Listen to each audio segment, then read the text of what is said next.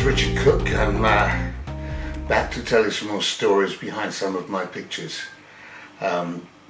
Today I'm going to tell you about my Formula One experiences.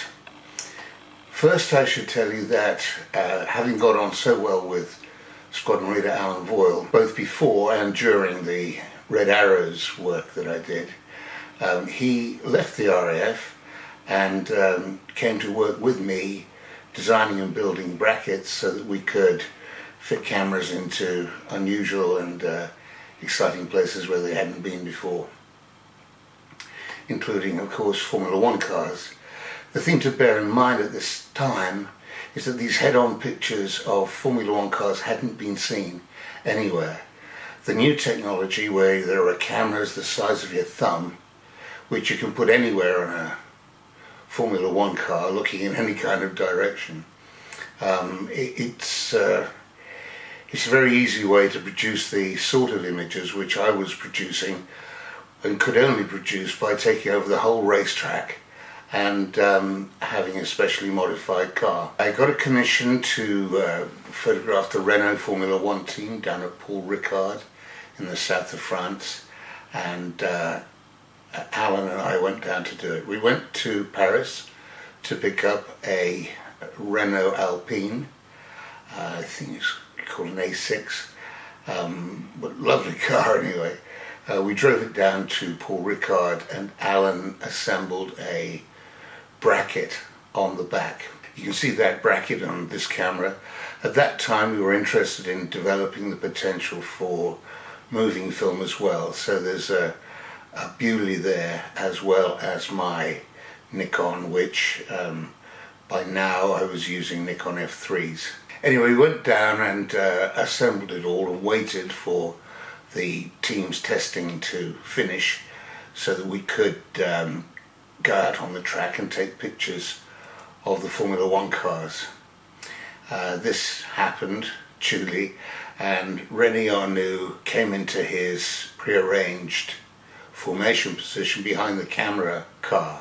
The camera car was driven by Al Voyle. I was trying to achieve something like realistic speeds, not racing speeds, but high speeds.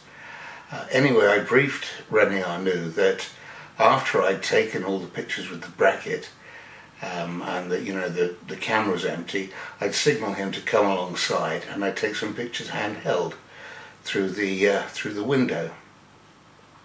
Well, the Alpine is a very low car, and it has low windows, and obviously I practiced this and I had a harness and I tied myself in. So I signalled Rene Arnoux to come alongside and formate for me to take some pictures looking backwards out of the window. But when I went through the window, I went through so far, he didn't know I was tied in, and he thought I was going to fall out. So I was looking back at him and then suddenly hit the brakes. There were 4 little puffs of smoke as he locked the wheels up. And as he came closer to me again, his eyes narrowed and he was, right, you want to play a game, sort of look on his face. And he came in closer and closer and closer until eventually, speeds of about 100 miles an hour, the tyre itself was pushing my arm and my arm was getting a bit hot. And he pushed me back into the car. Anyway, it got ridiculous. I wasn't getting the right sort of pictures because he was obviously by now far too close.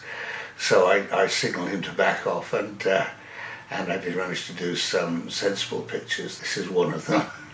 So that was playing chicken with Rene Arnoux. What was interesting is that when we'd finished photographing with Rene Arnoux, you can see on this shot, the back wheels are slightly faired in, and on my side of the car, he had worn through the paint on the leading edge of the fairing in on the Alpine, with the trailing edge of his tyre gone straight through the paint. So I'm not quite sure. I think when we returned the car to Renault in Paris, I told them the story, and I think they were quite impressed, really. The second job we were commissioned to do was for JPS Lotus, a 48 sheet poster. I went to meet the Lotus people and talk to them about what we wanted to do, how we wanted to achieve the images that we wanted, which is, as I've said before, are now quite common images, and they're incredibly easy to do because cameras are the size of your thumb now.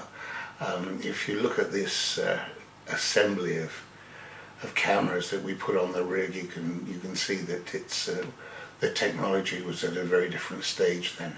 They wouldn't let me have a Lotus Esprit, which is what I wanted. I think they'd lent them to photographers in the past and they'd come back having been abused. So they offered me an Eclat, which I didn't think was going to be, and they were a bit sniffy about it as well, which I didn't think was going to be right for me to do the job. I hired a Porsche 911 to see how flat the road holding was in the corners, and there was a bit of body roll on it. Too much, I felt. I tried to hire a Lotus Esprit. I couldn't hire a Lotus Esprit, so I bought one. I did a deal with a garage, a nearly new Esprit S3 on a buyback deal. I paid, I can't remember, something like 14,000 and something, and they agreed to buy it back from me for 12,000 and something. And therefore the difference between those two prices was the hire fee that I was to charge the client. And that went pretty well. We drove it down to Paul Ricard again, down in the south of France, and Alan modified the back end, but had one restriction as far as me taking it back was concerned to get the buyback deal, was it had to have not got a scratch on it. So Alan taped up the bit at the back where I'd be leaning out to make sure I didn't damage the paint, because with the back taken off there was room for me to sit behind the engine and in front of the camera rig, so I could operate the cameras. I also could take handheld pictures. Here I am at speed. Again, Alan drove the car, and I don't know who did us a favour by taking this picture. And Elio de Angelis formatted just on my handheld camera. The pictures worked very well. This is the one that I wanted, and really why I wanted to work from the rig, because it's a very low angle, whereas the handheld stuff was that little bit higher. I just couldn't get low enough. The third Formula One experience wasn't quite so good. It was for Mobil Oil, their advertising agency, to do some advertising photography.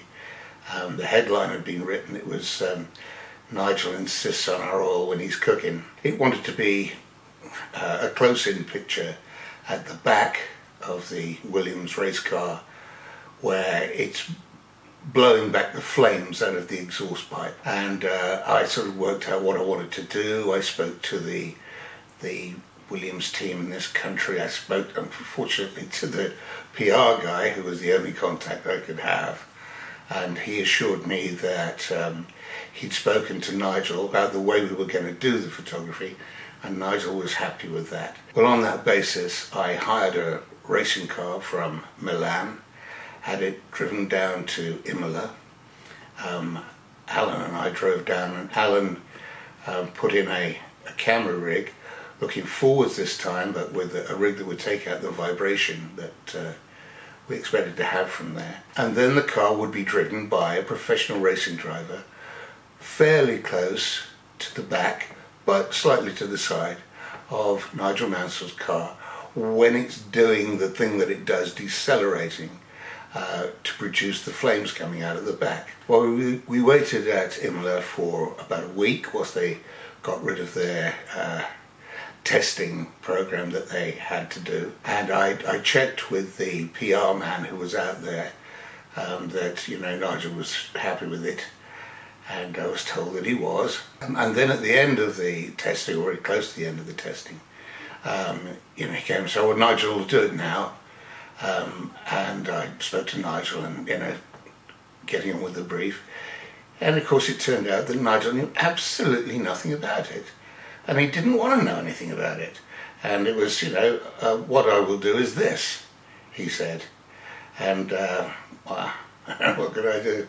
I got in the car, the rig wasn't used, it was a shame, so Nigel just said no. So what I did was I managed to find myself a place at the side of the track, and instead of the wide angle shot which I would have wanted and was aiming for, I managed to get this with a long lens and some very fast film, which is why it's a bit grainy, and I think 300mm lens. And luckily we had a very skillful art director who managed to make a very successful ad out of it. So everybody was happy in the end, except me. Anyway, I hope you've enjoyed today's post, and if you have, remember to like it, subscribe if you haven't already, and tell your friends. Next time, I think I'd probably like to tell you about some of the stories about Arctic warfare and working in very low temperatures.